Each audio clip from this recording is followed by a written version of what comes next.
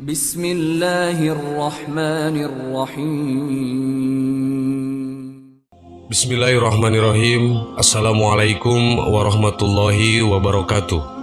Sahabat yang beriman, mimpi adalah kejadian alam bawah sadar yang melibatkan indera manusia saat tidur. Mimpi yang singgah sebagai bunga tidur manusia bisa berupa mimpi indah maupun mimpi buruk. Semua manusia di muka bumi pasti pernah mengalami mimpi, tak terkecuali baginda besar kita Muhammad SAW. Dalam sejumlah hadis, beliau pun pernah berkata bahwa mimpi manusia ada 3 macam. Mimpi itu ada 3. 1. Mimpi yang baik sebagai kabar gembira dari Allah. 2. Mimpi yang menakutkan atau menyedihkan datangnya dari setan. 3. Mimpi yang timbul karena ilusi, angan-angan atau khayal seseorang. Hadis riwayat Muslim. Mimpi-mimpi yang dialami oleh Nabi Muhammad SAW dari Abdurrahman bin Samurah radhiyallahu an berkata bahwa Rasulullah SAW bersabda, "Sesungguhnya aku telah mengalami mimpi-mimpi yang menakjubkan pada malam sebelum aku diisrokan. Di antaranya, 1.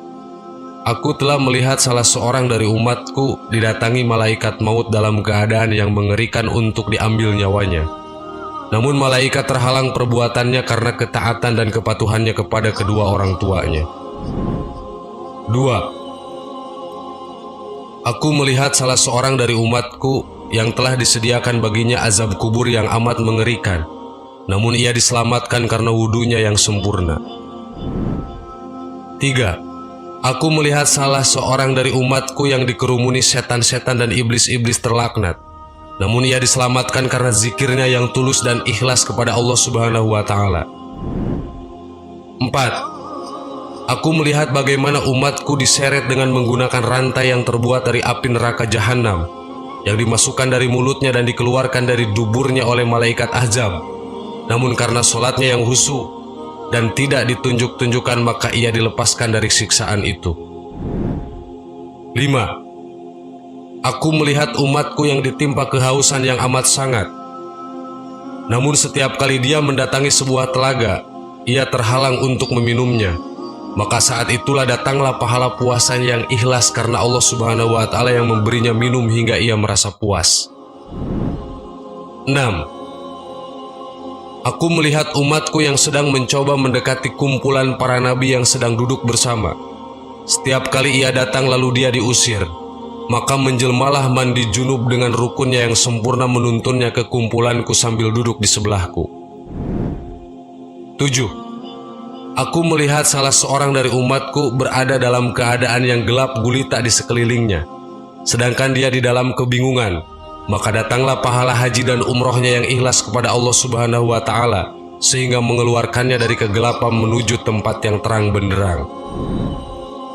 8. Aku melihat umatku yang mencoba berbicara kepada golongan orang mukmin, tetapi mereka tidak seorang pun mau membalas bicaranya. Maka menjelmalah sifat silaturahminya, dan tidak suka bermusuh-musuhan sesama umatku, lalu menyeru kepada mereka agar menyambut bicaranya. Lalu ia pun dapat berbicara dengan mereka. 9. Aku melihat umatku sedang menepis-nepiskan percikan api yang mengenai mukanya, namun ia dilindungi karena pahala sedekahnya yang ikhlas karena Allah Subhanahu wa Ta'ala.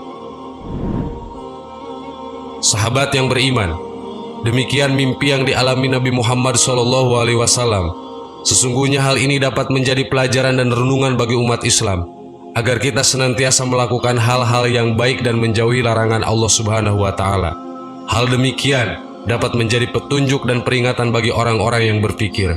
Wallahu a'lam. Wassalamualaikum warahmatullahi wabarakatuh.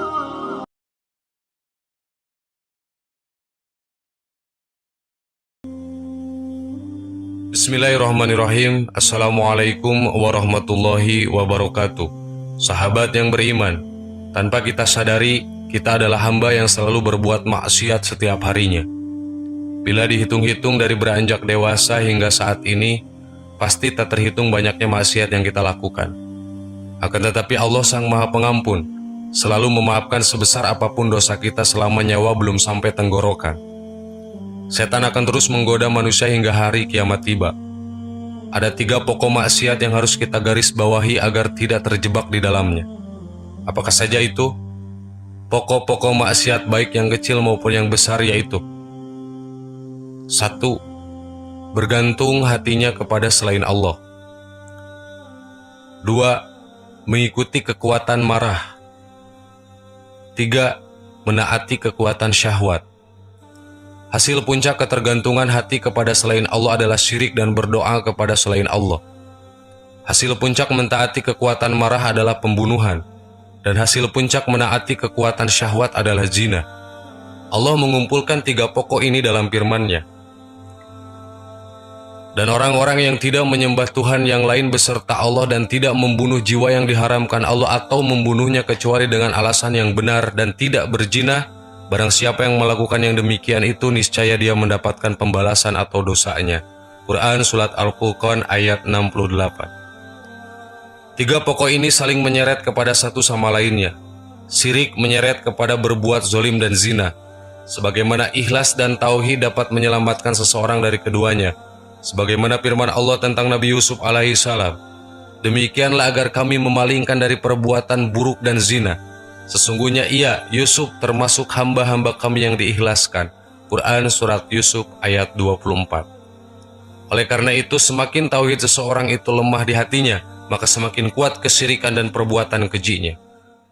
Ayat yang semakna dengan ini juga adalah firman-Nya, maka sesuatu yang diberikan kepadamu, itu adalah kenikmatan hidup di dunia, dan yang ada pada sisi Allah lebih baik dan lebih kekal bagi orang-orang yang beriman.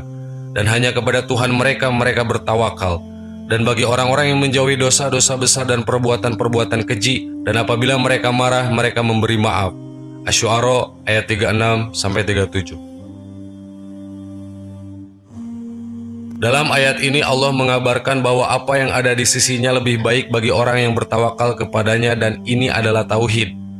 Kemudian Allah mengabarkan bahwa mereka meninggalkan dosa-dosa besar dan perbuatan keji ini adalah meninggalkan kekuatan syahwat. Lalu Allah mengabarkan bahwa mereka apabila marah segera memberi maaf, ini adalah meninggalkan kekuatan marah. Dalam ayat tersebut, Allah mengumpulkan antara tauhid, iffah atau menjaga kehormatan dan keadilan. Inilah poros seluruh kebaikan. Sahabat yang beriman, semoga kita senantiasa menjauhi 3 pokok maksiat tadi. Amin. Wallahu alam. Wassalamualaikum warahmatullahi wabarakatuh.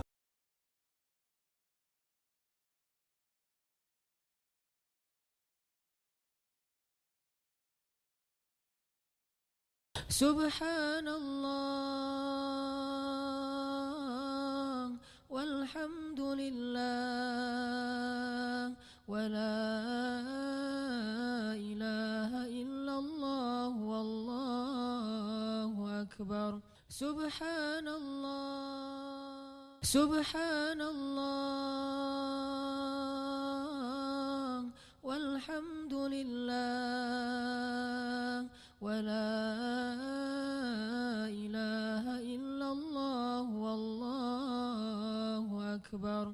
Subhanallah.